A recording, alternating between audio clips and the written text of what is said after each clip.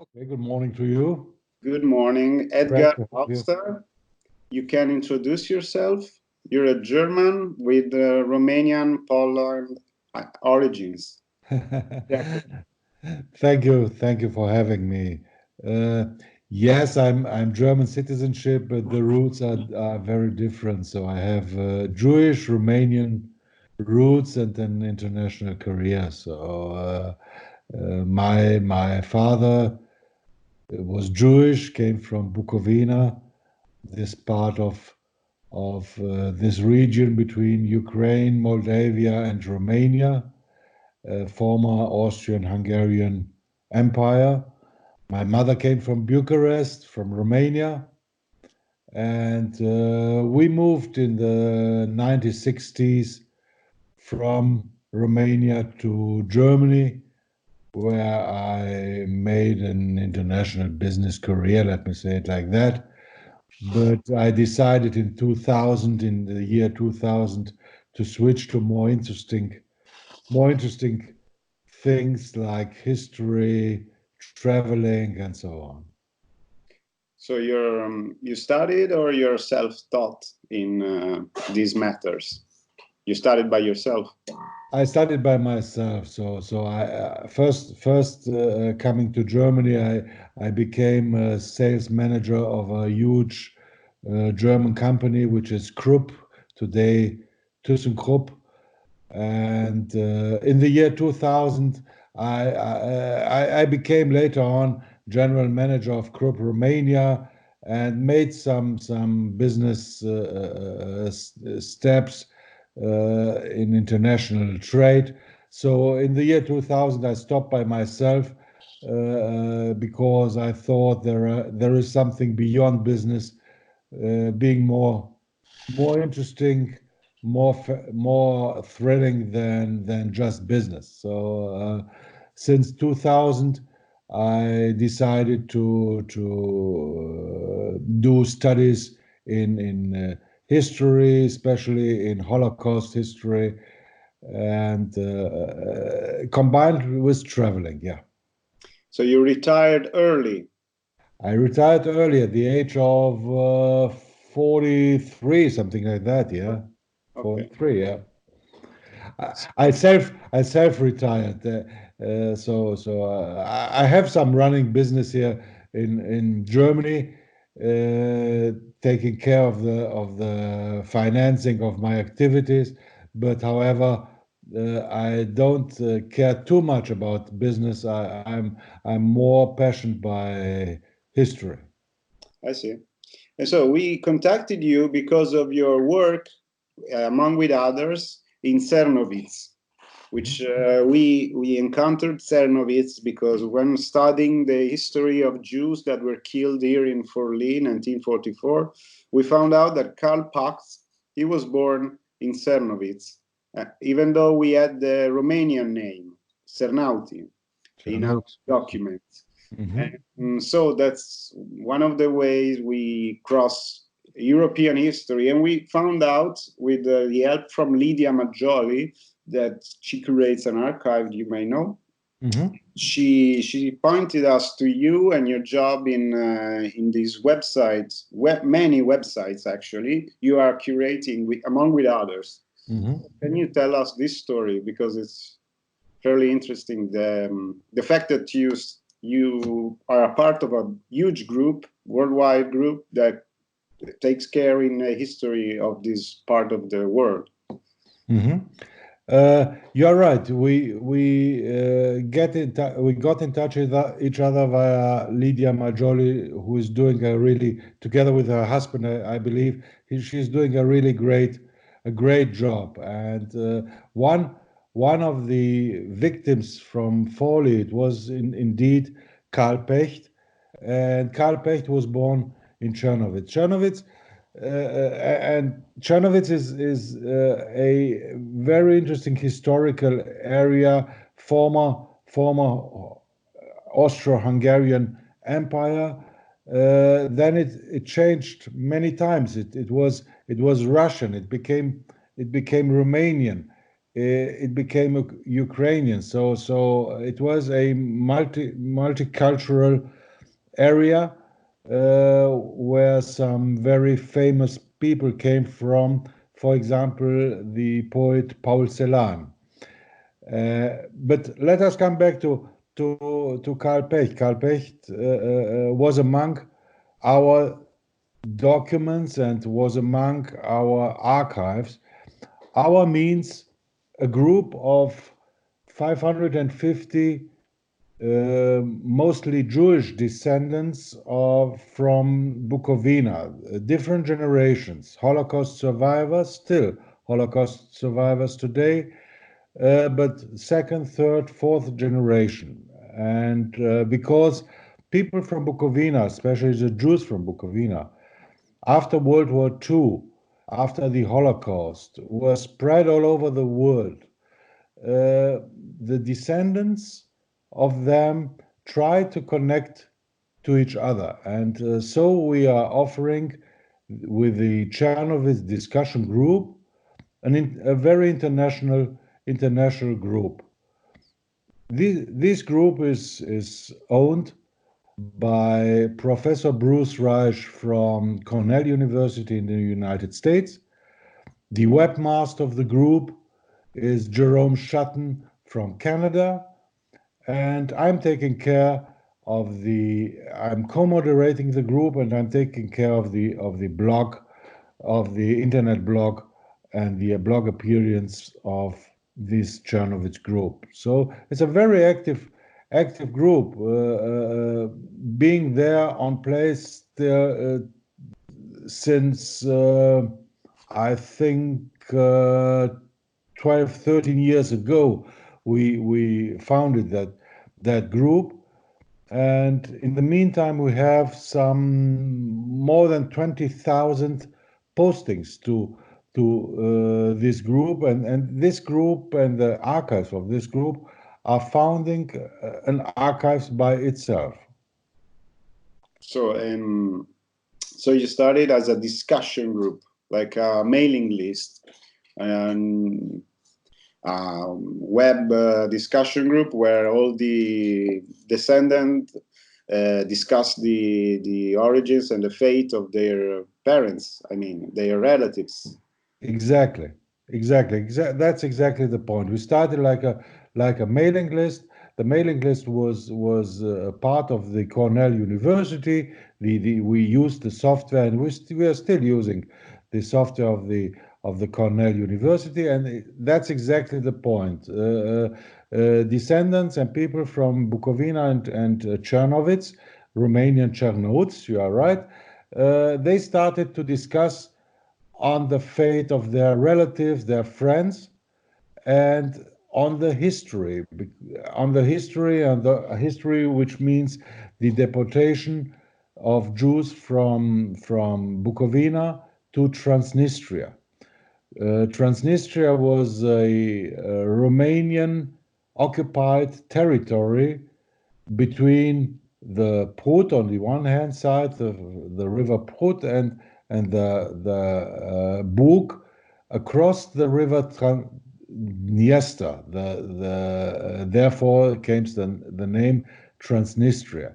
Transnistria has nothing common with today's Transnistria. There is still a actual Transnistria, but there are two different things. It is the World War Transnistria and the actual Transnistria. So that was the place where the Jews from Bucovina were deported, and that's a place where many of them, more than 30% of them, perished. But on the other hand, a part of them survived. So therefore, other than in Poland, for example, and other than in the areas where German Nazi ruled, the percentage of survivors is higher, and therefore there are many people around the world with Bucovinian roots who would like to get in touch with each other to learn more about the fate of their people. And exactly like you said, it started first with a discussion group, with a list, then then immediately, a short time after, we developed a website, as I mentioned, managed by Jerome from Canada.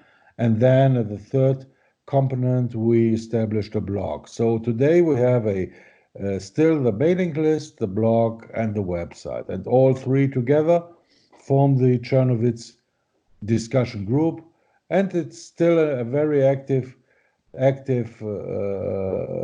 forum, which is visited in many cases by scientists from all over the world, and there are many references to this forum in scientific works. And you said 550 people from all around the world and spread in different countries, I guess. Right. Yeah. How many countries do you represent as a group? I think we represent something like 25 countries. Of course, the majority of our members are from United States, Canada, and Israel, but we have many countries more, as France, Germany, and of course Italy. Just to give you an example, in Czernowitz, the most famous newspaper was the Czernowitzer Allgemeine Zeitung, the Czernowitz Herald, let me say it like that. It was a very famous newspaper, edited and published by a man named Abraham, and the grandson of this editor of the Czernowitz Allgemeine Zeitung is Paul Hübscher from Milan. So we have even several members in Italy, but in many European countries, and of course in Ukraine, in Romania, in Poland. Czernowitz itself was a mix of five different ethnicities. There were Jews, there were of course Ukrainians, Romanians, Polish, and German. And until World War II, or until the late 30s, they lived more or less together and having more or less a good relationship between each other. But everything changed with the Nazis in Germany. I see. And so you started just to connect with the descendants, and then you started also studying the archives or digitalizing the archives. Both of them. Personally, for me, the motivation to start my studies and to start my preoccupation with Bucovina was a personal find in the archives of my late father. In his archives, I found his correspondence with my late grandfather. My late grandfather was the head of the construction department of Czernowitz, the officer in the municipality of Czernowitz for building and construction. So after World War II,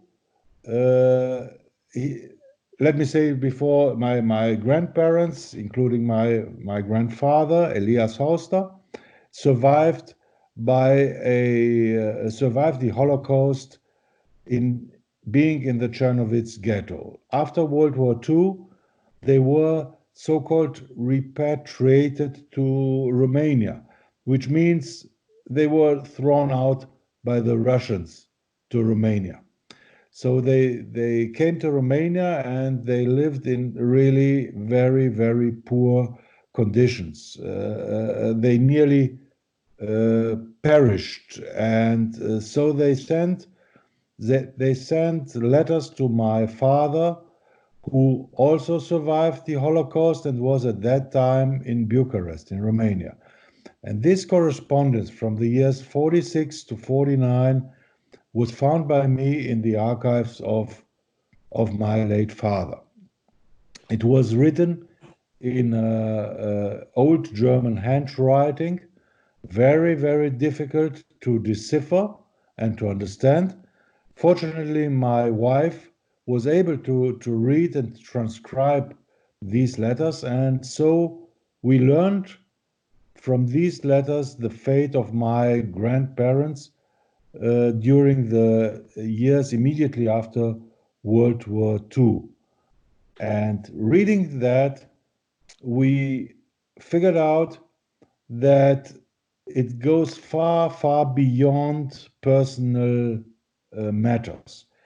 These letters were dealing with Palestine, with the Russians, with the conditions during the Holocaust, with the fate of my uncle who was murdered in Auschwitz, and with many, many other things relevant to those people after World War II, because my grandfather was a very cultivated, a very sophisticated man who published a lot in the newspaper. So see, uh, his uh, his view was much beyond personal things. Therefore, these letters, in the meantime, were subject of different exhibitions and scientific works published in Austria, in New York, and in other cities. And that was for me the very first beginning to deal with Czernowitz and Bucovina. I had not real idea what I was talking about at that time, and that was in the year 2001, 2002, something like that. And from then on, I started my personal involvement with this. So that's something we often hear about, is that the one involved in the Holocaust or the years of the war don't want to talk about it. They try to not talk about it with their relatives, their sons, their daughters, and then maybe they found everything out after their parents have died. So is that something common among this community of relatives of survivors? Absolutely. It is really an example. It happens so often that people who survived don't like to talk about. But also in the early years, when the descendants are younger, they are not interested in the very old stories. So it's from both sides. The one don't like to talk because somehow, and that is common to Holocaust survivors. The survivors, even if it's not justified, they think and they found they are somehow guilty because they survived and the other perished. So it's very hard for them to understand, why did I survive? Why did I survive and my mother or my father or my relatives didn't? So it's very common that they don't talk about the Holocaust time during the Holocaust, and also on the kids and children's side, there's not always they are not always interested in young years. Later on, when they would like to know more, it's in many times too late, like it is in my particular case. And we hear that among our group in many cases. There's similar stories. Yeah, So it happened to you as well. I mean, you couldn't talk about it with your parents. right. It And happened to me as well. These it is a bit more than 100 letters, 110 letters. These 110 letters gave to me the insight into the life of my grandparents and my parents, and that was really the starting point for me, and it was a starting point, and I decided, because it was exactly the time when I stopped my business career to do more interesting things. One of them was traveling by motorcycle. So I decided to combine my interest in history and in the personal fate of my ancestors, to combine that with my interest in motorcycling. So I decided to do a motorcycle trip from that time Holland. I was living at that time in Holland, from Holland to Czernowitz, and so I did, and it was one of the starting point, both for historical interest and for motorcycling, and since then I do once per year long term motorcycle ride throughout Europe, and even a little bit more. So I do something like 10,000 kilometers per year in a trip each year. So since then, I think I made about 150,000 kilometers by motorcycle all over the world. You travel to Russia as well, you said. I traveled to Russia as well, and I traveled even to Mongolia. Uh, so I crossed Russia to the Mongolian border. I spent a long time. It was a 3 months trip to the Mongolian border. I'm traveling to Russia, and even to Asian countries. So last year I've been in Georgia, in Turkey, and came back via Istanbul, came back to Germany. So that's the usual trip. But I always try to include somehow the Czernowitz area and this region, where I have very good friends. So most of the time and most of the years, Czernowitz and Bucovina is included in my travels.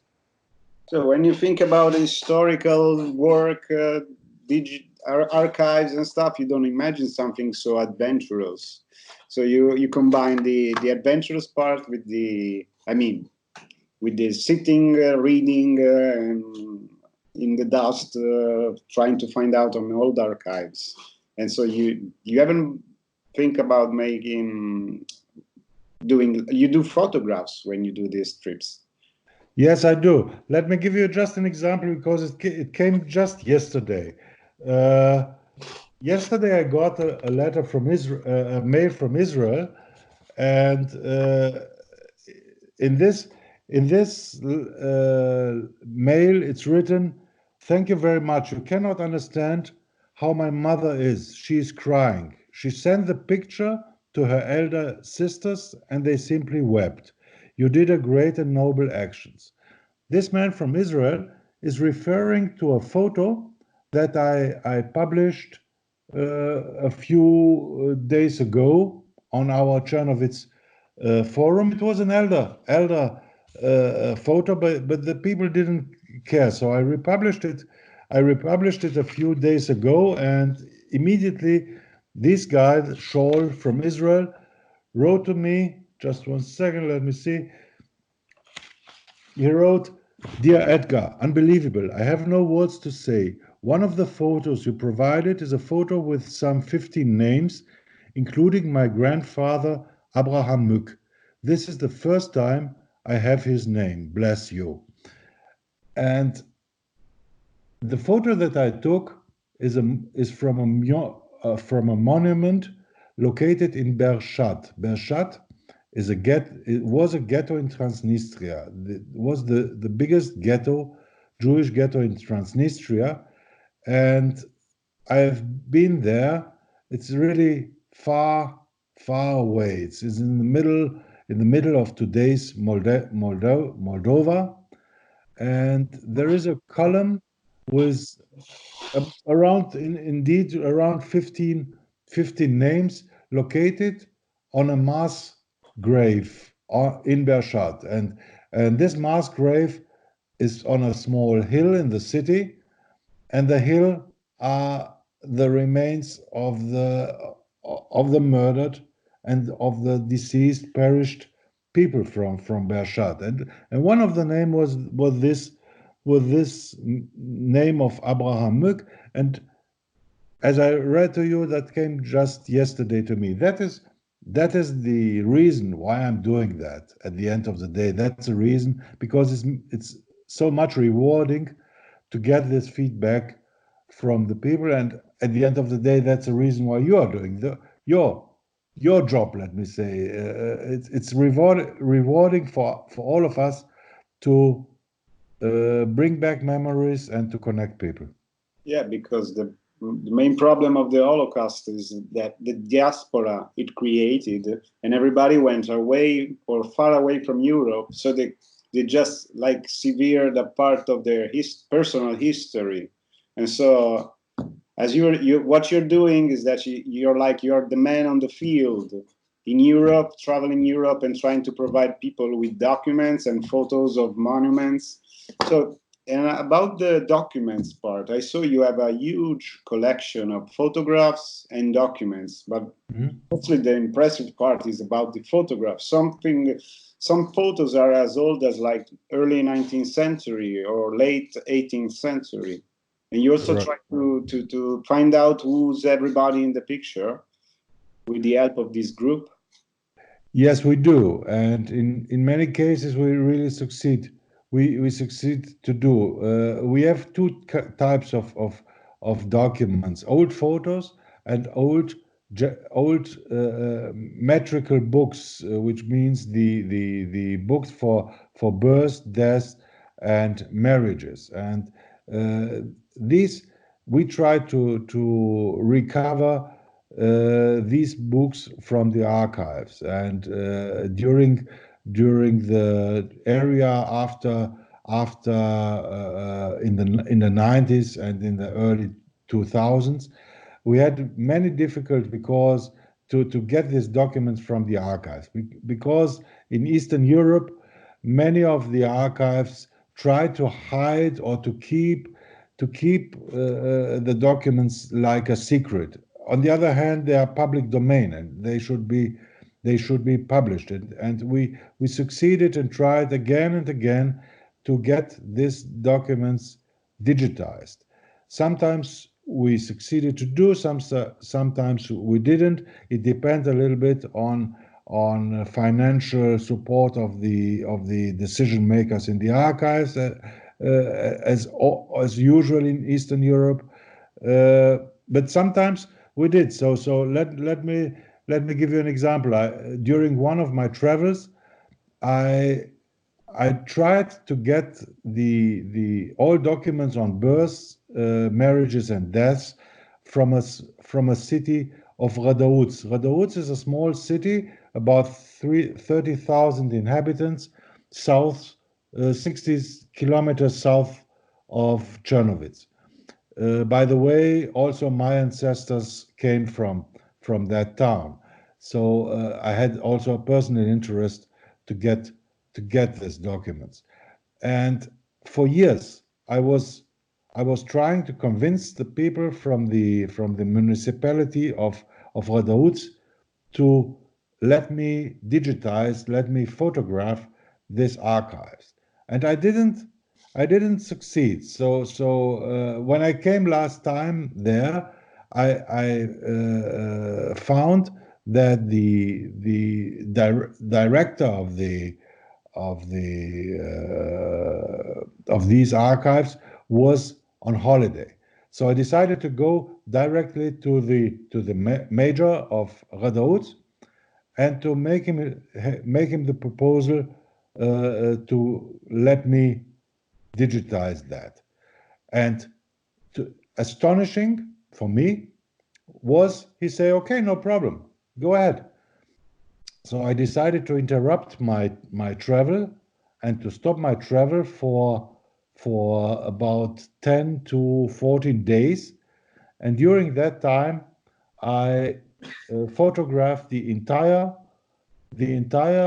documents between 1859 and 1929, and I got about 10,000 photos, and came back with those photos, for us, something like gold. But it became only gold after my wife transcribed these photos, transcribed these entire documents, and we just put them online, and everybody from Redouts, we are talking about 20,000 entries for birth, death, and marriages.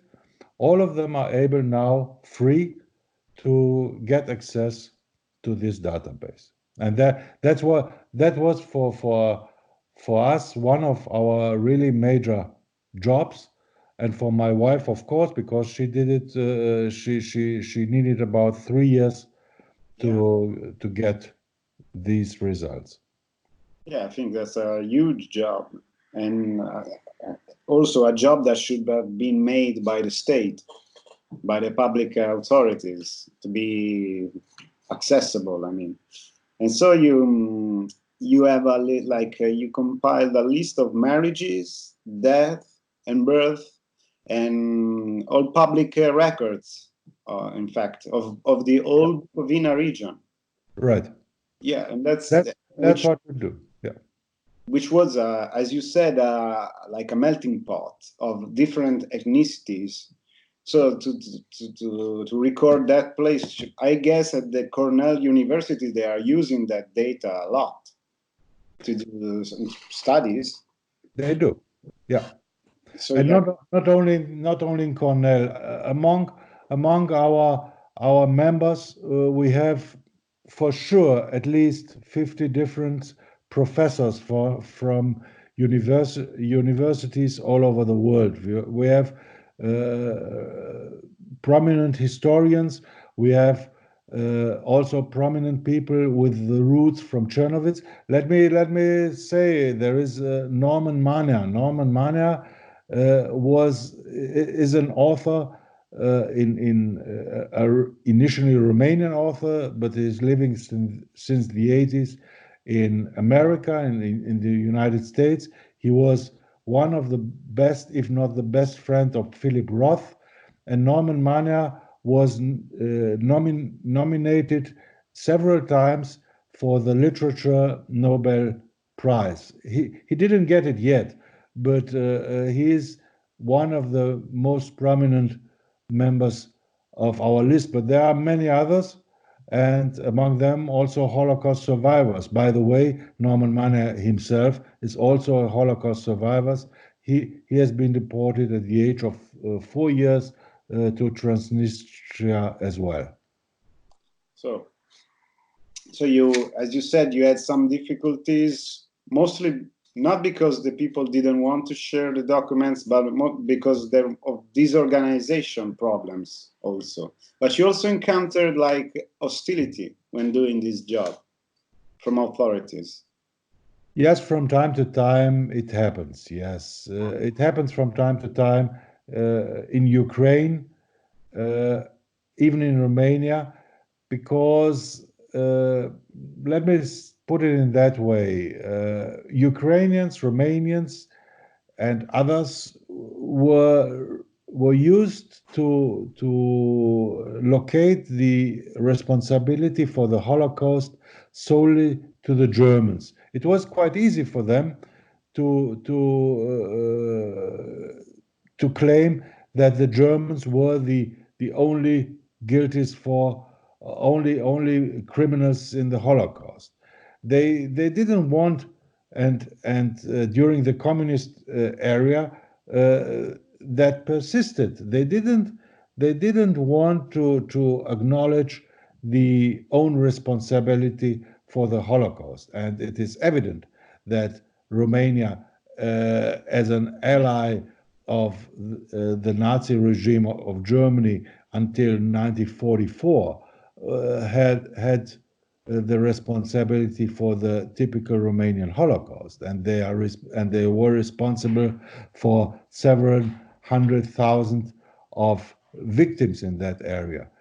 And same to Ukraine. Ukraine had a large quantity of war criminals, even in the camps of the Germans. We all of us recall Demjanjuk, for example. So they didn't want to accept the responsibility for their own homemade, let me say, homemade Holocaust. So it was easy for them and to hide these facts, and therefore, still today, there is from time to time kind of hostility, but the new generation has come. The rules of European Union are applying more and more, so hostility is lower and the sense of cooperation is better. So there is a positive perspective. How do you see the new rising of far-right movements, which brings back the anti-Semitic feelings in Germany and other parts of the Europe? I mean, does this impact on your job, or how do you see it traveling, for example? It doesn't impact my job. I see this. I see, and I'm worried about these developments in Europe and all over the world. Just yesterday, as far as I understood, in the United States was another attack on a Jewish shop with 6 casualties. I see these developments. I see them in Germany. I see them in many other countries, including Romania, including Ukraine. On the other hand, I see at the same time the rise of non-governmental organization and democratic development. So I see the dark side as well as the light side at the same time. I see in Ukraine and in Romania. In Romania, you see a lot of developments motivated by European Union laws, which make things easier. The legislation in Romania for archives, for example, is now in line with the European standards. So it became much better. And even in Ukraine, after the new presidency was established, you see a positive movement in the direction of democracy. Although there is all over the world, and especially in Europe, the dark side of rising anti-Semitism and nationalism. How do you think your job can appeal to young people? Because that's something we have in mind when doing our job, our digitalization and websites. It's to appeal to a class, to a high school class, maybe, because that's the point. As you said, the young people are not interested, the old people won't talk, and now old people are dying because years are passing by. So as you said, there's the duty to actualize the content and the information. So how do you feel young people are responding to your job? I think they are responding quite positive. Let me also show you an example again from Czernowitz, because that's a region I know the best. In Czernowitz, you find the Jewish cemetery, and the Jewish cemetery is really a historical monument, because on that Jewish cemetery we have about, I think, 20,000 graves on an area of 11 and 11 hectares. So this cemetery was completely overgrown because nobody took care of this cemetery. Although it's a so important, historic place and a monument, and a very important monument. It is really, I think, the most important cemetery in the whole area. It was completely overgrown. No chance to go to a particular grave or to find one. I didn't have the chance to find graves of my family. No, there was no way to do. Since 10 years now, once per year, young people from all over Europe, even from all over the world, even from Japan and from the States and from Canada, young people are coming to clean that cemetery, and they do it year by year, and they do it with a passion and with a love and with incredible fun to do this job. And I try to make my travel arrangements in that kind that I'm joining these young people, and of course invite them for lunch or dinner, and of course give them a lecture of the history and of the importance of the work they are doing. So we do that, and not only myself, many people of our group are trying to do it at the same time and to meet with these young people. And what we are doing there is also supported by the Jewish Museum of Czernowitz, preparing documents, preparing stuff for the education of young people. And they are responding very positive from my point of view. And who is organizing these kids from all over the world? There are two different organizations. One is in Germany located, that is the Action Reconciliation, doing that all over the world. And there is also a Ukrainian organization, a Ukrainian international organization for voluntaries from all over the world. So we have two groups. One is the young people, and the other are elder one. They are coming from Germany, and two organizations are taking care of the cleaning of the Jewish cemetery in Czernowitz, which has to be done year by year because it's a huge area and it's growing quite fast. I see. So you see an interest in young generations more than in the past, maybe? Yes, indeed, I see that. I see that because also the education system are now introducing these material, and because many of the material is now available online, which hasn't been before. As we mentioned, and I think that's also one point you are doing as well. We are digitizing the Bucovinian press from the period before World War II and from the period interbellum period between the two wars. We are digitizing these documents, also helped and assisted by German government. The cleaning of the cemetery in Czernowitz, as well as the digitization of the newspapers, is to a high percentage financed by also the German government, which is also financing the rehabilitation of the cemetery in Czernowitz. So we are talking about, in the meantime, all in all, an amount of 1.5 billion euro. 1.4 billion? Million. Oh. 1.4 million euro. Okay. Million euro spent by the German government with respect to Czernowitz. I see. Only to Czernowitz. Only the Czernowitz, not Bucovina region.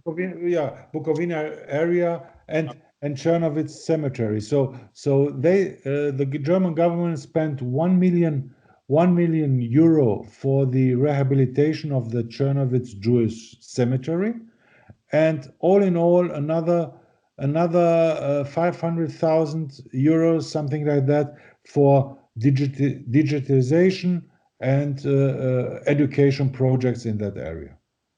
And we saw by doing interviews that many other towns in that part of the world, I mean, Middle Eastern Europe, that the Jewish community was scattered and had to leave, and so there's no more Jewish community in those towns. But you said that in the Bucovina region, the Jewish have remained. There's still a big community. Yes, but it remained, and it is still a big community, but the people changed. So you have to acknowledge that those who didn't perish during the Holocaust, they came back after World War II, and the liberation was effected by Russians, by Red Army.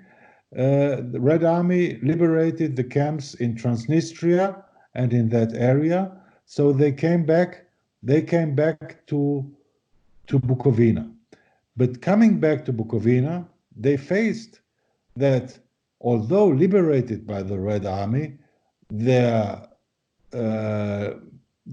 houses, their ground, everything was already dominated by the Russians. So the Jews who came back from the different camps back to Bucovina, as for example my grandparents, they had something like seven houses in Czernowitz. They were owned. I still have documents on that.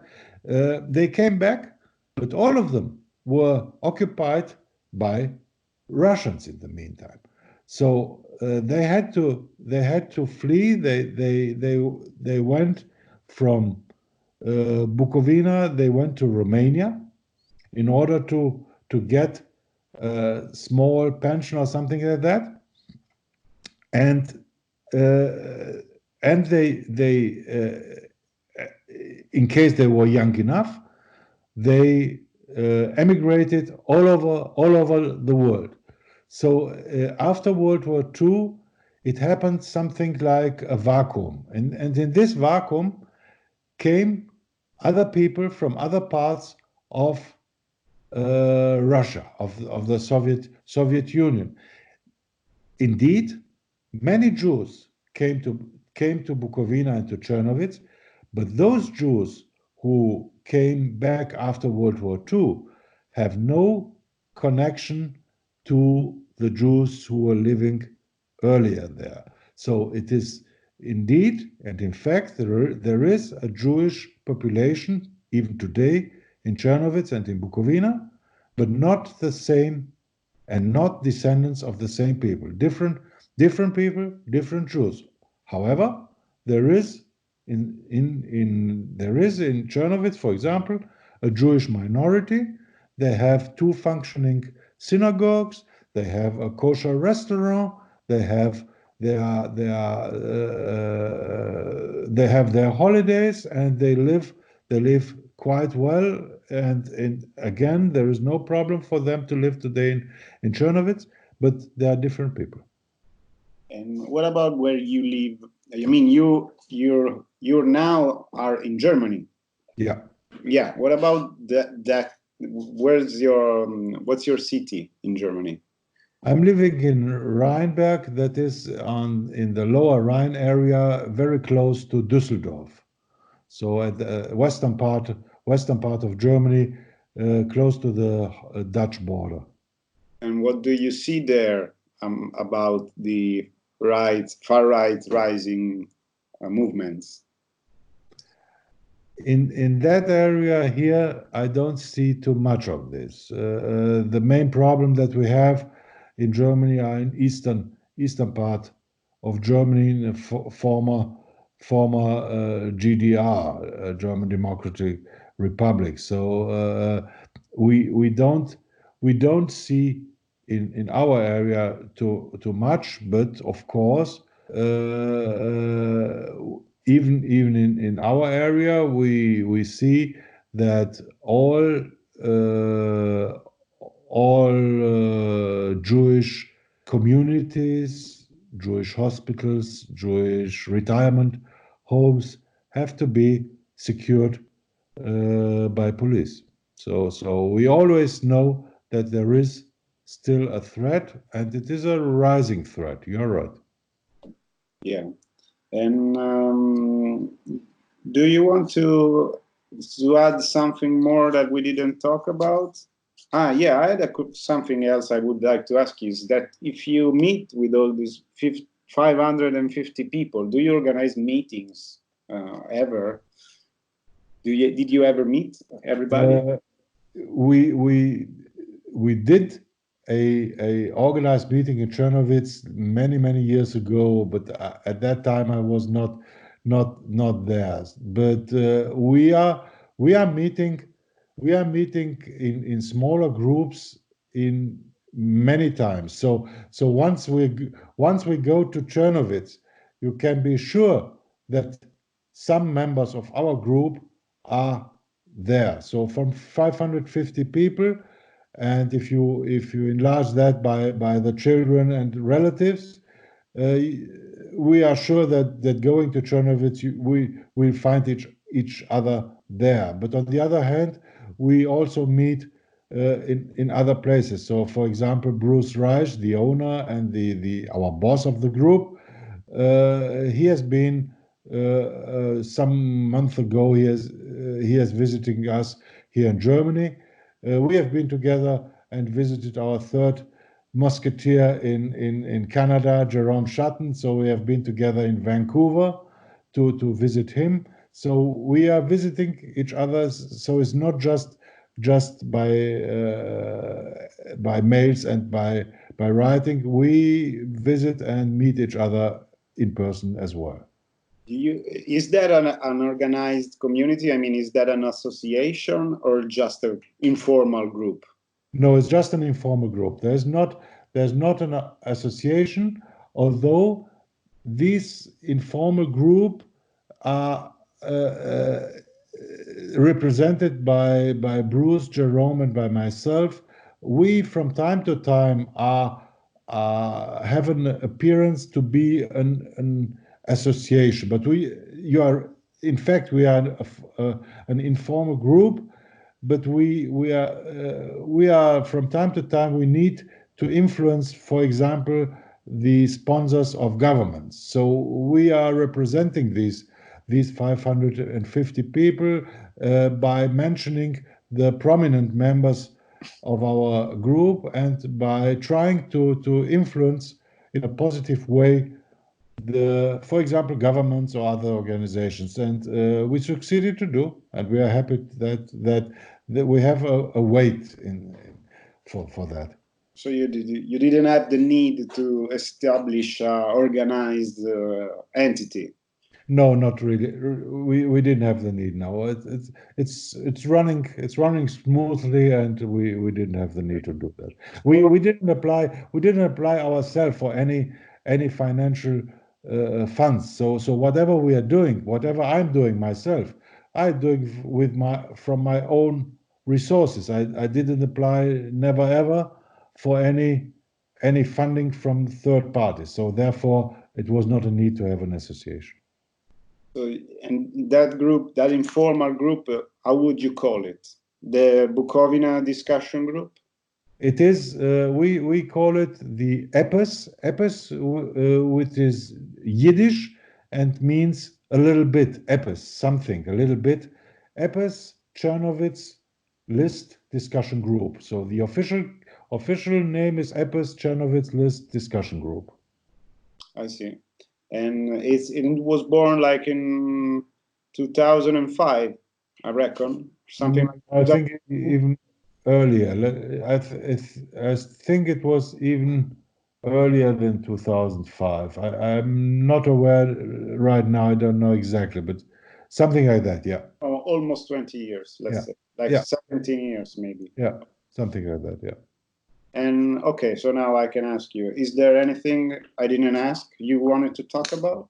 No, I think we have. Yeah. Yeah, okay. We are okay.